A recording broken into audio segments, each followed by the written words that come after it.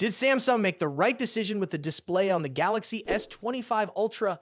This question has been on the minds of many users since the release of the device.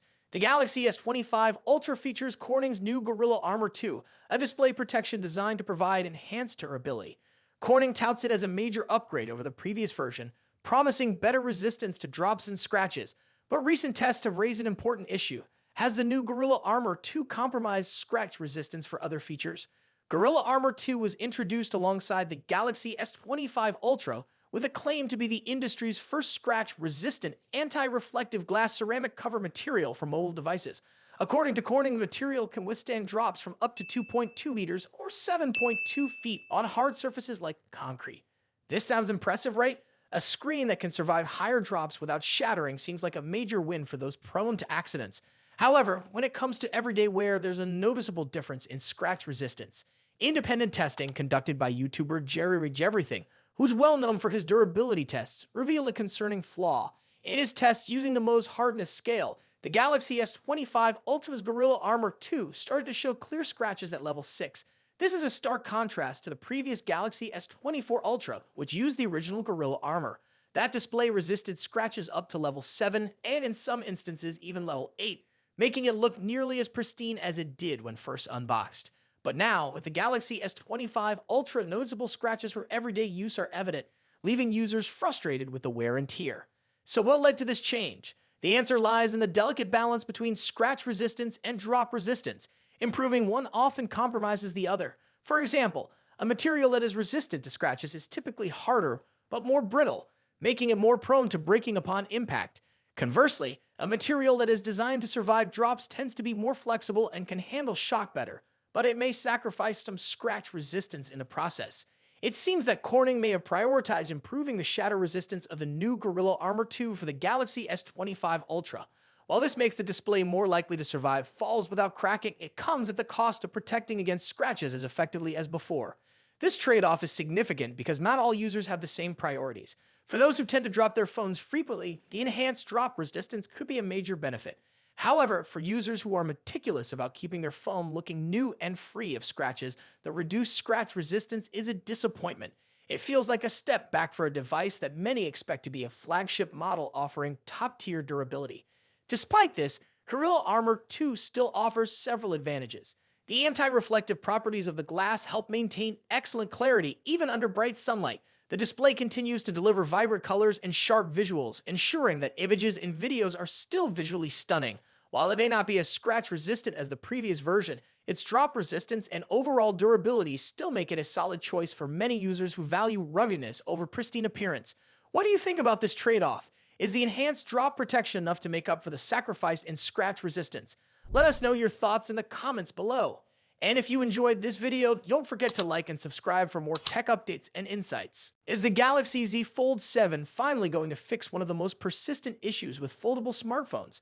Samsung's Galaxy Z Fold series has undoubtedly been a pioneer in the foldable phone market, with each new release bringing exciting innovations. But no matter how much the device improves, there's been one flaw that just won't go away: the crease.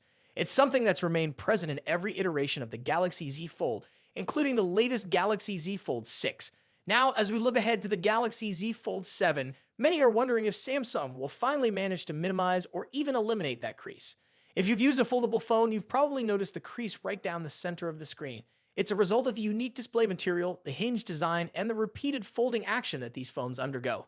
While competitors, especially some Chinese brands, have made progress in reducing the crease, Samsung's Galaxy Z Fold series has always had a noticeable one.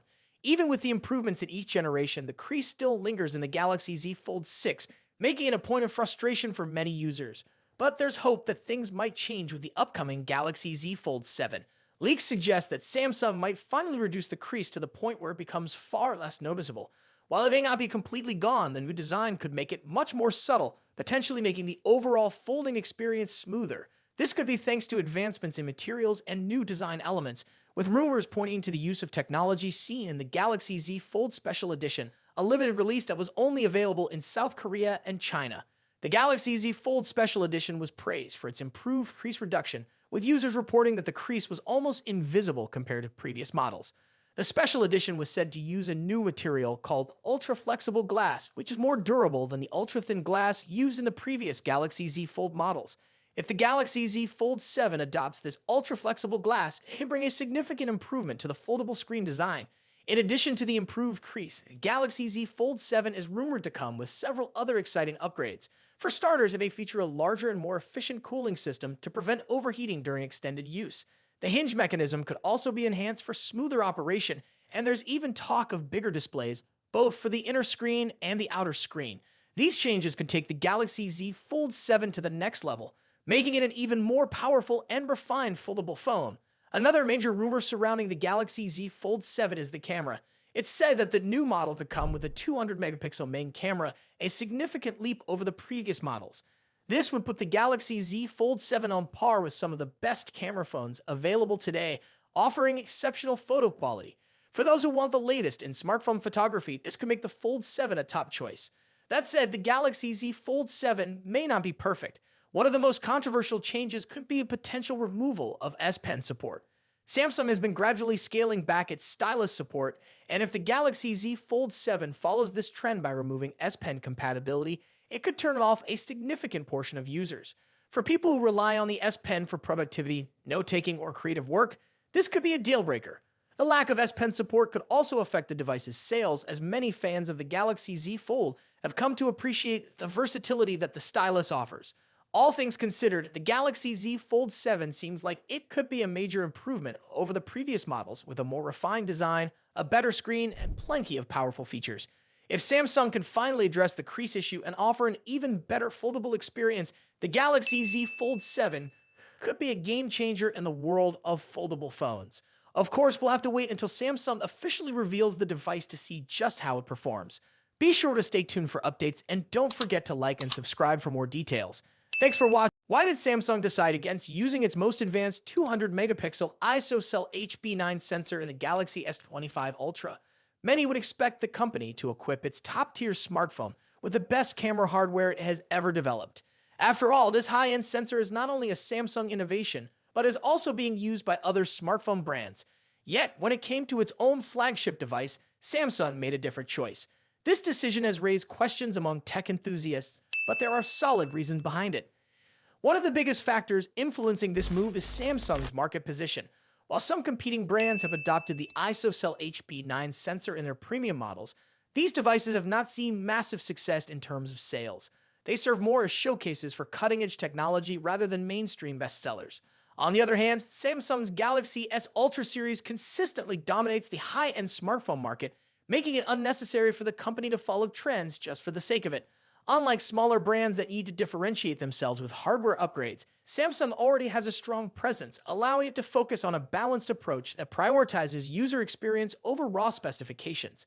Another major reason is design practicality. The ISOCELL HB9 sensor is significantly thicker than the one used in the Galaxy S25.